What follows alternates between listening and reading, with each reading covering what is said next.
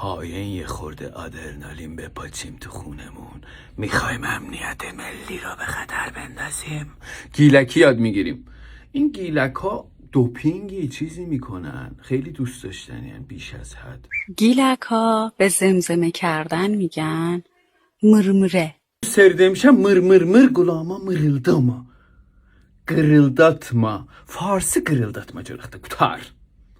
Gırıldatma, mırıldatma, mırıldatmak. Mırıllama.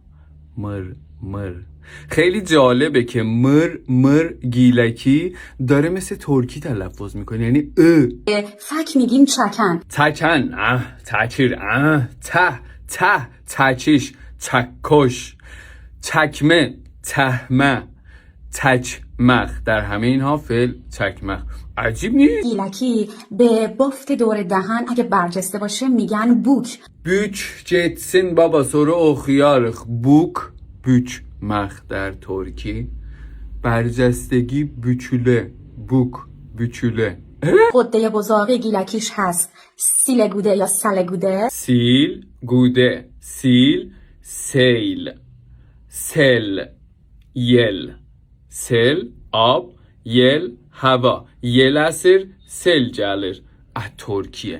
Salivary, sel هستش هست. ترکیه. و گوده، جودمخ، یه جا وایستادن، جده جوده، کوچیک، خورد، یه جا ایستاده. اینجا تو گیلکی جول، جول. رسیدم به اینجا. جولمخ، جول، جول. بله جالب این که انگلیسیش میشه not allow. allow الیدن یعنی اجازه دادن. olsun ele getsin. ele, eliden, allow, ele. میگن رووار. رووار، ریور، رو، یره، رو.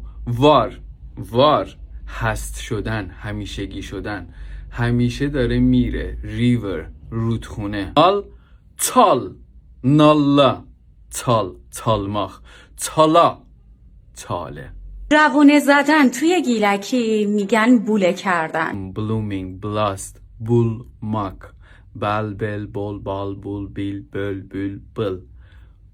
بول، زیاد، بول، پیدا کردن.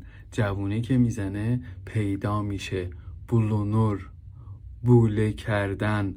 بال، جمع شدن، بالماک، اصل. بال، بول. ببین جمع شدگی، جوانه، تازه داره پدیدار میشه.